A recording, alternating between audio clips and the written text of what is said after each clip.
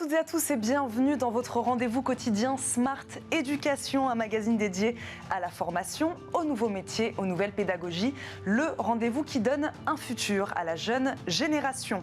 À l'heure où les hôpitaux alertent sur la pénurie de médecins en France, focus aujourd'hui sur la réforme des études de santé. L'année dernière, 45 000 étudiants l'ont inaugurée. Que prévoit cette réforme? Fini la PACES, la première année de médecine commune à tous. Fini aussi le numerus clausus, très controversé, qui fixait chaque année le nombre exact d'étudiants admis en deuxième année. Alors, plus accessible, moins sélective, c'est l'objectif affiché du gouvernement. Mais est-ce vraiment le cas? Réponse avec notre invité, professeur Nicolas Leroll, doyen de la faculté de santé d'Angers. Il est avec nous en visioconférence. Bonjour. Bonjour. Merci beaucoup d'être avec nous. Professeur Nicolas Leroll, que change exactement cette réforme dans le cursus de formation des futurs médecins? Expliquez-nous comment, par exemple, s'organise maintenant la première année de médecine. Alors, la réforme change beaucoup de choses et bien au-delà de l'entrée dans les études de médecine, puisqu'il s'agit de l'entrée dans toutes les études de santé, médecine, sage-femme, odontologie, pharmacie. Et au-delà de ces études de santé, c'est une réforme qui touche l'entrée dans l'ensemble des études de l'université, puisque le principe fondateur de cette réforme, enfin un des principes fondateurs, est de permettre aux étudiants, en même temps de préparer les examens d'entrée qui restent très sélectifs pour entrer dans ces différentes voies, de permettre à l'étudiant de préparer un plan B pour être sûr que même s'il exerce deux chances pour entrer dans les voies de santé sans les avoir réussi, eh bien, il se retrouve en ayant progressé dans les voies de l'université dans un plan B. Donc ça, c'est vraiment le principe fondateur, c'est qu'un étudiant ne se retrouve, après 2 tentatives pour entrer dans les voies de santé que je viens de décrire, sans rien. Professeur Nicolas Leroll, oui. Expliquez-nous, depuis combien de temps la formation des études de santé n'avait pas été transformée, modifiée? Alors, c'est une modification un peu progressive, pas en permanence, mais par étapes. Donc, la première année commune des études de santé, c'était 2009. Donc voilà, ça fait plus de 10 ans que la PACES avait été créée. Et donc, voilà, on a rendu compte des avantages d'avoir rassemblé les différentes voies en un seul concours, mais du problème qu'une grande majorité des étudiants ne se retrouvaient au bout de 2 tentatives sans avoir avancé dans le système universitaire, alors que tous ces étudiants, en l'immense majorité, étaient des bons étudiants, alors pas suffisamment brillants lors des examens pour accéder dans la voie qu'ils voulaient. En tout cas, c'est des bons étudiants à laquelle le système universitaire renvoyait un message négatif en disant on n'a rien à vous offrir alors que vous avez travaillé de façon extrêmement intense pendant 2 ans. Voilà, c'est ce que change la réforme. C'est toujours sélectif, c'est toujours beaucoup de travail pour entrer dans les études de santé, mais si on est dans les meilleurs et qu'on est sélectionné, tant mieux, on a son premier choix. Mais si on n'est pas sélectionné, au moins on a préparé un plan B et on n'a pas perdu 2 ans. Donc, selon vous, cette réforme, elle va dans le bon sens, professeur Nicolas Leroll. Pourquoi certains acteurs, les étudiants, les professeurs, même certains acteurs du corps médical dénoncent une fausse bonne idée? C'est ce qu'ils disent. Alors, l'idée de fond, et je ne crois pas qu'elle soit contestée par grand monde, c'est-à-dire d'offrir toujours 2 chances aux étudiants en leur permettant de ne pas perdre 2 années si ces 2 chances ne sont pas fructueuses. Je crois que pas grand monde ne peut contester l'idée. Après, c'est une réforme qui est très technique, qui est très complexe, qui fait changer beaucoup de choses dans l'université, et donc la mise en place de la réforme se fait de façon un peu difficile dans pas mal d'endroits, et c'est sûr que c'est ces difficultés qui font dire à pas mal d'acteurs que un changement c'est compliqué, et que si on était resté comme avant, il n'y aurait pas eu le changement et pas la difficulté. Donc ça, je suis bien conscient que les choses, la mise en place est pas si facile. Néanmoins, il faut un peu de temps pour que les choses s'installent. Et dans cet intervalle, effectivement, il y a des problèmes de communication, il y a des problèmes un peu techniques, mais qui fait néanmoins que des étudiants sont sélectionnés sur des bases saines pour rentrer dans les filières de santé, et en même temps, d'autres progressent de toute façon dans les études universitaires. Donc, il ne faut pas du tout sous-estimer les difficultés. Alors, il faut espérer qu'avec cette deuxième année, elle s'améliore, elle disparaisse progressivement. Il faudra probablement encore un peu de temps pour que tout le système soit parfaitement bien mis rodé et qu'il devienne pour tout le monde parfaitement naturel. Tous les changements sont difficiles, surtout sur des études avec des enjeux sociaux aussi forts. On sait que devenir médecin, c'est le souhait le plus cher de beaucoup d'étudiants, avec quelque chose qui a très fort enjeu pour eux-mêmes, pour leur famille. Et quand on touche à un système, c'est très vite perçu de façon très compliquée, quand on passe d'une situation A à une situation B de façon un tout petit peu compliquée. Vous nous dites qu'il faut que le système se rôde, qu'il s'adapte un peu plus. Qu'est-ce qu'il faut faire justement pour qu'il s'adapte plus vite, qu'il soit plus efficace, d'une manière plus rapide ?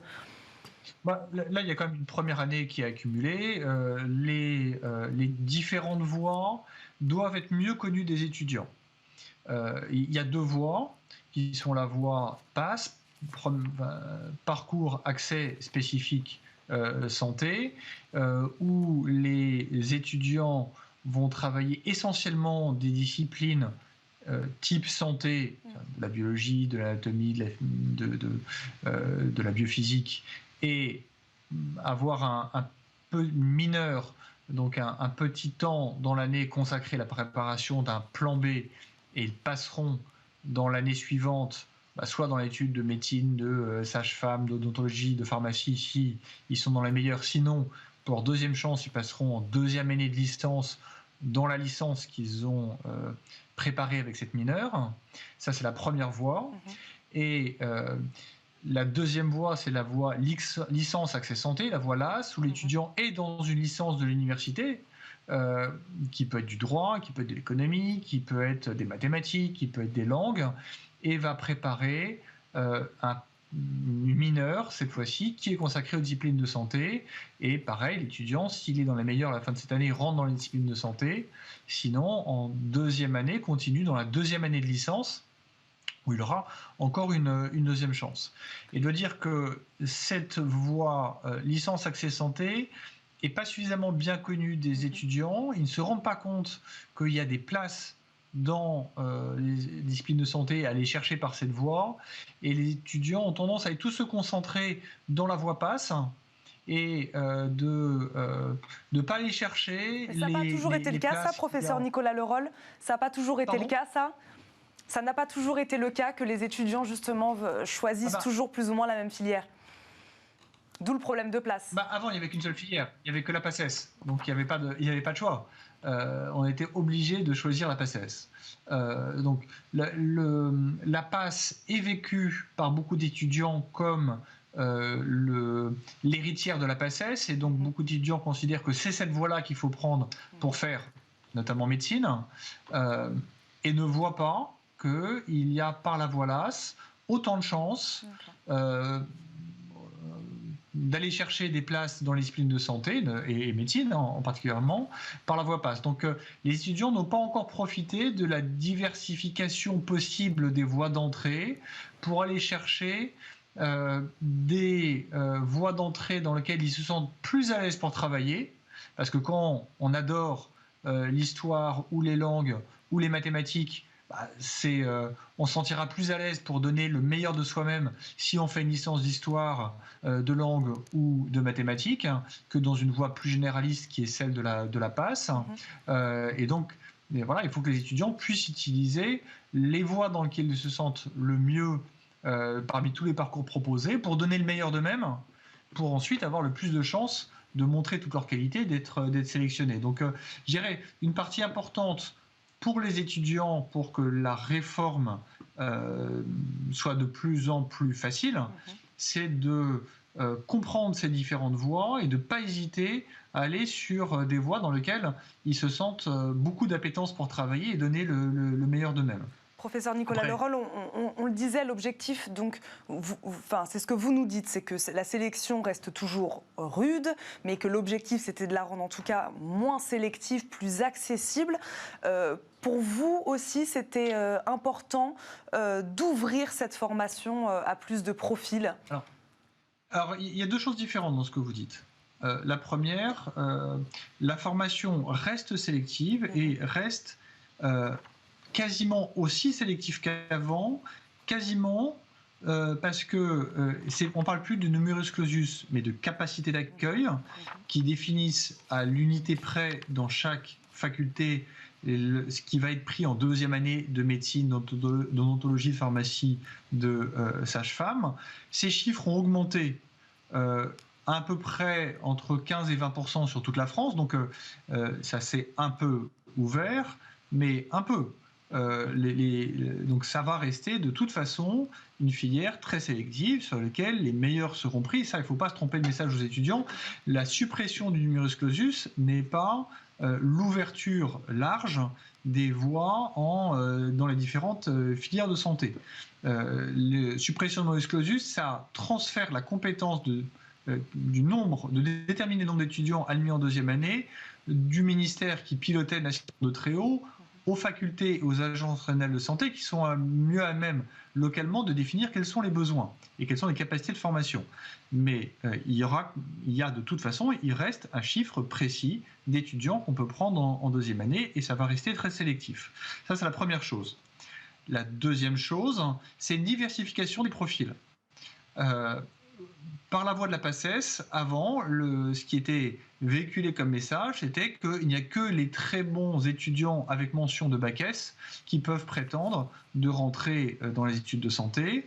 Maintenant, avec les licences accès santé, on peut prendre des très bons étudiants, ça reste toujours des très bons étudiants, c'est sélectif, mais des très bons étudiants qui ont un profil complètement littéraire, ou un profil histoire, ou un profil droit éco-gestion, et qui n'ont pas forcément un profil scientifique.